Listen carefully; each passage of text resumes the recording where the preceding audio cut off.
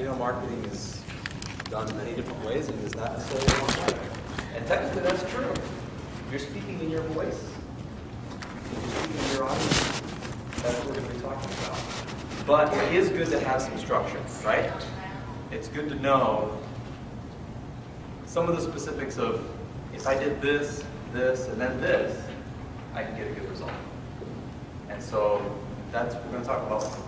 A little bit of the structure and some ways to get great ideas to write emails so that you're not afraid to sit down and write a 21-day series.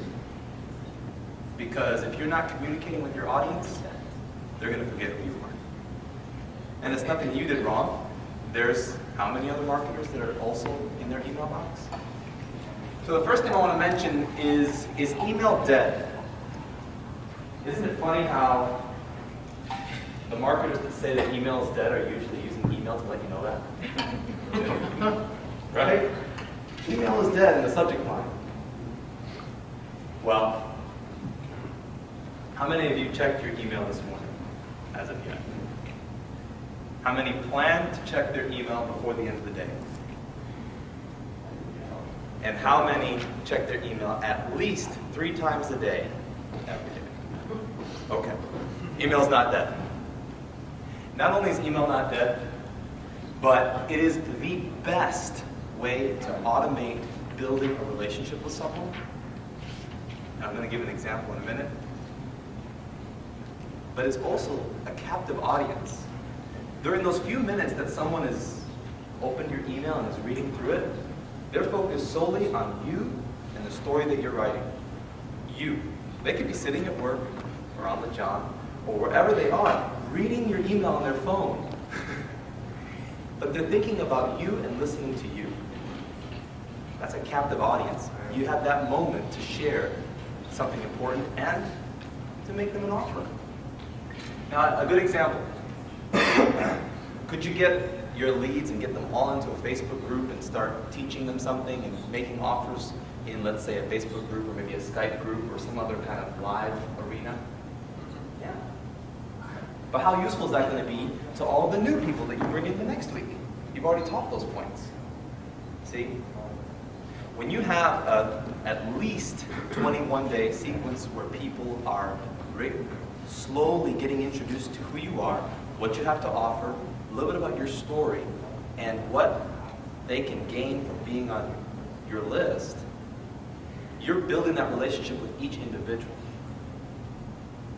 And so, like I said, I'm just talking about the importance of email marketing, but when you're building a relationship with each individual at that pace, it becomes cemented, it becomes real. They're not jumping into the middle of, what's going on? I'm not sure if I want to be here. They're slowly getting introduced to the real you. And they're going to appreciate you on the long term. Now, why do we hesitate to sit down and write emails? Why would we probably kind of, well, I don't think I'm ready yet. I'll do a capture page, I'll write a funnel, I'll get a thank you page, but emails, why might we hesitate? Well, number one, we may not think we have the skill to write. Number two, we may not be aware of what we need to do in order to present ourselves to them. There's an energy exchange that's happening in everything, whether it's someone that you're listening to presenting, a one-on-one conversation, or an email that you're reading or writing. There's an energy exchange. Either that person that's speaking to you has energy that's similar to yours and is speaking with a passion of something that's valuable, or there could be a negative energy. And so realizing that, and realizing that your internal fears, which we've talked about already this weekend, our own mindset, that we have control over this, will make your email writing or even your copywriting for a thank you page a lot easier, or for a sales page. So if your mindset is, I'm not good enough, I don't have enough success, or I don't have enough information to teach someone something, you won't be able to write. You won't feel comfortable writing. But you don't have to be a good writer, per se, in order to get a message across by email. People are always talking about finding their voice. I'm trying to write this ebook, or I'm trying to write this, but I just can't find my voice. Write with how you speak. Just speak, and then write that down. Even if it means recording yourself, telling a story about how you took your daughter to check out the horses in the stable nearby, and then the horse grabbed a hold of your phone and then how that fit into what made you think about your marketing and how beneficial it is to be able to do that with your daughters. That's just one example of a quick story. But when you do that, and I lost my train of thought. If you're speaking about you and what you're passionate about, and you're not thinking about what you don't have, then you're actually reaching your audience. Last thing is, you're talking to real people. These aren't leads. They're not subscribers. They're not prospects. They're individual people that have come to your page and have opted in so they can hear from you. And I think that we forget that sometimes. I think that it all becomes kind of like a machine. If I just put this in, then it'll do this. And if I just do this, then it'll do that. But we have to remember that we're speaking to people. When we do that, and we're writing an email as if you're speaking one-on-one with that one person, it means a lot more to them. And it means a lot to you too. So that's something to keep in mind, because you don't want to word your emails in a way that says, you guys, or I'm sending this to all of you, or somebody on my list is going to benefit from this. You actually want to write your email in a way that says, you. I was thinking of you this morning, and so I decided to write. Or I was thinking about how much benefit you'd get from this particular product. You. Because you are speaking to that one individual that's reading their email. Okay.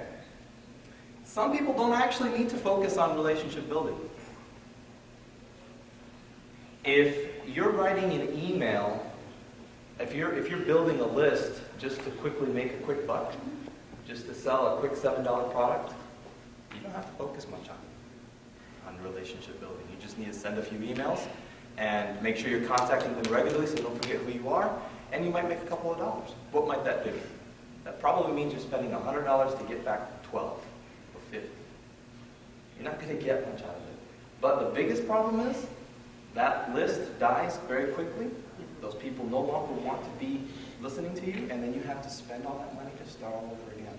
So if you're in this for the long term, then you need to realize that the people that are subscribing to your email list are also in it for the long term, and they want to hear from you if you have something valuable to say. And there's also buying cycles. Someone that joins your list in June, and this has happened over and over, and I'm sure those them back there too that have big lists, that had a list for a long time, have seen this. But someone joins your list in June because they have a certain problem. Maybe they don't buy from you right then, but you keep sending out your emails. And even if you have a 30-day campaign and you end up repeating it, I think that was mentioned yesterday, that you send the same email each month, sending the same set of emails, that's fine. But people are reading your emails and getting something different each time they read your email. Then June comes around again. That same need is back.